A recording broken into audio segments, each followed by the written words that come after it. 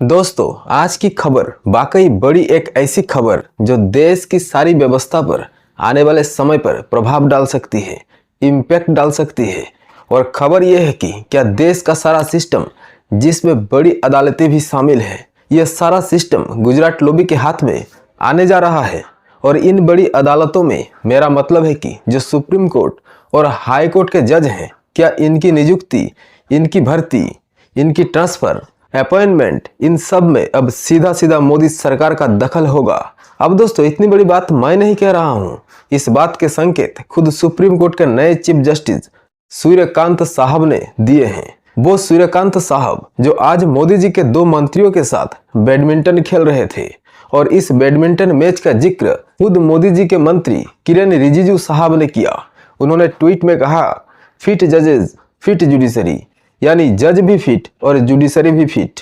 और वो आगे लिखते हैं कि had a great badminton match with chief justice of India justice Suryakant, justice Vikram Nath and my colleague Arjun Meghwal. Arjun Meghwal साहब जो पगड़ी पहने आपको दिख रहे हैं, ये देश के कानून मंत्री हैं, और रिजिजू साहब जो हैं वो मोदी जी के खास मंत्री हैं, और साथ में चीफ जस्टिस हैं जो ताली बजा रहे हैं।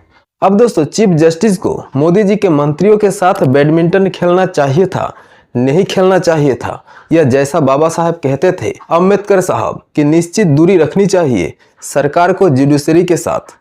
अब दोस्तों, नए चीफ जस्टिस सूर्यकांत साहब ने हाल में एक ऐसा बयान दिया कि आप कह सकते हैं कि सुप्रीम कोर्ट से लेकर हाई कोर्ट और हाई कोर्ट से लेकर निचली अदालत कचहरी तक हर जगह हलचल मच गई। वकीलों के बीच, जजों के बीच, यानी आप कह सकते हैं जुडिशरी की जो बिरादरी है उस पर चर्चा होने लगी। दरअसल नए चीफ जस्टिस ने कहा कि साहब, ये जो एनजेएसी है, यानी जो कमेटी के जरिए सुप्रीम कोर्ट और हाई कोर्ट के जजों की नियुक्ति है, जिसमें सरकार का दखल है, इस मामले पर वो विचार करेंगे। यानी आप कह सकते हैं कि जो मोदी जी चाहते थे, जिसके लिए उन्होंने कानून पास करा था प्रधानमंत्री बनने के बाद, कहीं ना कहीं वो मुराद भी पूरी होती हुई दिख रही है। इसके संकेत जो है वो मिल रहे हैं। अब दोस्तों, जस्टिस सूर्यकांत का जो बयान है वो इसलिए इम्पोर्टेंट है क्योंकि अभी तक जो व्यवस्था चल रही है कि जजों की नियुक्ति कैसे होती है, अपॉइंटमेंट कैसे होती है, ट्रांसफर कैसे होता है, तो ये एक कॉलेजियम करता है। कॉलेजियम को आप एक समूह समझ लीजिए जजों का। सुप्रीम कोर्ट के चीफ जस्टिस और सुप्रीम कोर्ट के 4 सीनियर जज ये कमरे में बैठकर मिलकर लिस्ट देखते थे और जजों की नियुक्ति करते थे। यानी आप कह सकते हैं कि सरकार का कोई दखल नहीं होता था। इसी तरह से एक इंडिपेंडेंट जुडिशरी कायम थी।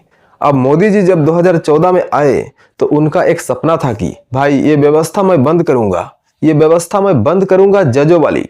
जज नहीं बनाएगा, इसमें एक कमेटी बनाएगी, और उस कमेटी में मोदी जी के मंत्री भी होंगे, उस कमेटी में कुछ एक्सपर्ट्स भी होंगे, उस कमेटी में चीफ जस्टिस भी होंगे, जज भी होंगे।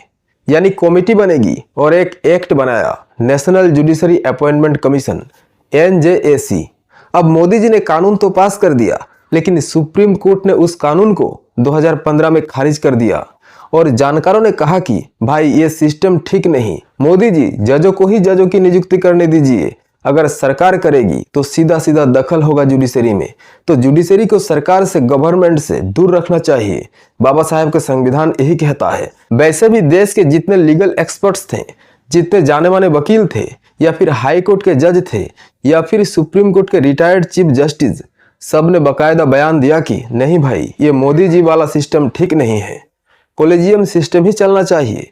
सुप्रीम कोर्ट जिस तरह से जजों की नियुक्ति कर रहा था वैसा ही करना चाहिए। कम से कम न्यायपालिका इंडिपेंडेंट तो हो, नाम भर के लिए इंडिपेंडेंट तो हो।